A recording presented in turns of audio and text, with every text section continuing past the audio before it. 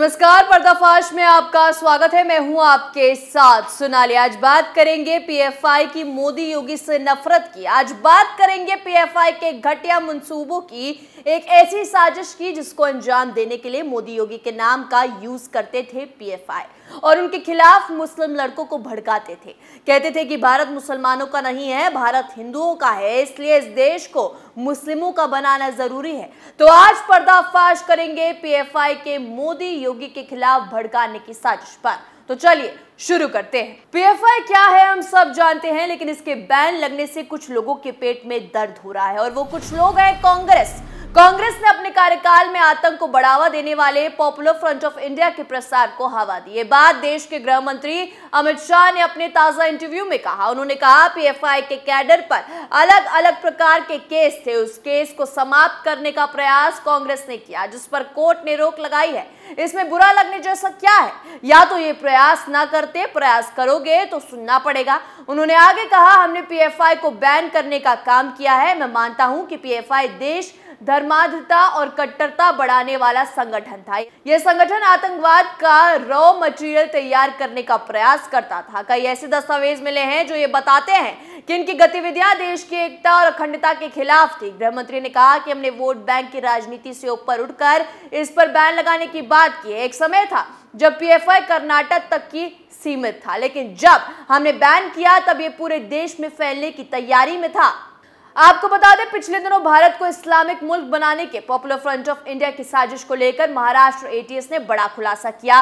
प्रतिबंधित संगठन पीएफआई के 5 कट्टरपंथियों के खिलाफ दायर चार्जशीट में कहा गया कि इनका इरादा 2047 तक भारत को इस्लामिक मुल्क बनाना था। रिपोर्टों के अनुसार प्रधानमंत्री नरेंद्र मोदी, उत्तर प्रदेश के मुख्यमंत्री योगी आदित्यनाथ जैसे नेताओं का नाम लेकर मुस्लिम युवकों को उकसाया जा रहा था। इसके पास से हिंदू घृणा से भरी किताबें मिली। महाराष्ट्र एटीएस ने 2 फरवरी 2023 को यह चार्जशीट दाखिल की थी।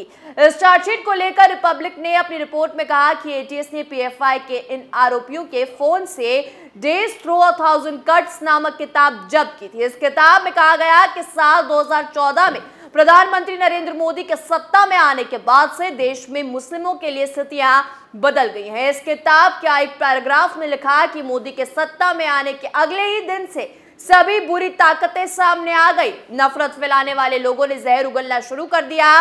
उन सभी को यह लग रहा है कि भारत एक हिंदू राष्ट्र बन चुका है। हिंदुओं के खिलाफ नफरत से भरी हुई इस किताब में प्रधानमंत्री नरेंद्र मोदी और गुजरात में हुए 2002 के दंगों का जिक्र है। दंगों के समय मोदी गुजरात के मुख्यमंत्री थे। इसके अलावा एटीएस की तरफ से जब्त की गई इस किताब में योगी आदित्यनाथ, केंद्रीय मंत्री साध्वी निरंजन ज्योति और गिरिराज सिंह समेत कई अन्य हिंदू नेताओं का भी जिक्र किया गया है। इस किताब में पीएफआई और social democratic party of India SDPI के संबंधों का भी खुलासा हुआ। इस किताब में एसडीपीआई का नाम बतौर प्रकाशित लिखा हुआ है। हालांकि एसडीपीआई ने पीएफआई से अपने संबंधों को कभी स्वीकार नहीं किया, लेकिन इसे पीएफआई का शाखा के रूप में देखा जाता है। चार्जशीट में एटीएस ने बताया कि पीएफआई भारत को इस्लामिक राज्य बनाने के लिए मुस्लिम युवकों को कट्टरपंथी बना रहा है। गिरफ्तार कट्टरपंथियों ने मुस्लिम युवाओं को लेकर महाराष्ट्र के कई जिलों में सभाएं की। बता दें कि महाराष्ट्र एटीएस और राष्ट्र जांच एजेंसी ने सितंबर 2022 में छापेमार कार्रवाई करते हुए पीएफआई से जुड़े 21 लोगों को गिरफ्तार किया था। इनमें से 5 आरोपी मुंबई से गिरफ्तार हुए। इन 5 आरोपियों की पहचान मजहर खान, सादिक शेख, मोहम्मद इकबाल खान, मोमिन मिस्त्री और आसिफ हुसैन खान के रूप में हुई। इन सभी को गैर कानूनी गतिविधियों में शामिल होने और देश के खिलाफ युद्ध छेड़ने के आरोप में गिरफ्तार किया गया था। आपको बता दें, पॉपुलर फ्रंट ऑफ इंडिया के टारगेट पर सीएम योगी थे। इस बात का दावा पीएफआई और मुस्लिम संगठन से जुड़े लोगों की गिरफ्तारी के बाद बरामद लेटर में हुआ। एटीएस सूत्रों की माने तो गिरफ्तार किए गए मेंबर के पास से कई प्रेस नोट मिले हैं। इसमें कहा गया कि सीएम योगी की लव जिहाद पर टिप्पणी गलत है, साथ ही वो वोट बैंक की खातिर नफरत फैलाने और बांटने की कोशिश कर रहे हैं। ईडी और आरएसएस को हथियार बनाया जा रहा है। एटीएस ने देश को खंडित करके 2047 में इस्लामिक राष्ट्र बनाने की साजिश करने वाली यानी पीएफआई और मुस्लिम संगठन से जुड़े लोगों को वाराणसी, लखनऊ और मेरठ से गिरफ्तार किया है। ये लोग प्रदेश में स्लीपर मॉड्यूल तैयार कर देश विरोधी गतिविधियों में जुटे थे। सुरक्षा एजेंसी के मुताबिक पीएफआई का मकसद हिंदुस्तान को गजवा हिंद बनाने की दिशा में काम करना है। एटीएस को इनके पास से 7 पन्नों के 4 सेट डॉक्यूमेंट मिले, जिसमें India 2047 towards rule of Islam in India internal document not for circulation लिखा था। वहीं अंदर के पन्नों में भारत देश को मुस्लिम राष्ट्र बनाए जाने के लिए मुस्लिमों को अपनी जनसंख्या बढ़ाना और हिंदुओं को नुकसान पहुंचाने, साल 2047 तक मुस्लिमों को राजनीतिक शक्ति बनने की बात लिखी थी। वहीं पेन ड्राइव में आईएसआई का वीडियो, गजवाए हिंद की एक वीडियो, भड़काऊ भाषण की एक video, Islamic state voice of truth की कुछ वीडियोस मिली। इसमें 1993 के दंगों और कश्मीरी मुजाहिद के संबंध फुटेज है। वहीं पीएफआई के प्रेस नोट, बैनर, प्रोटेस्ट और मीटिंग से जुड़ी फोटो थी।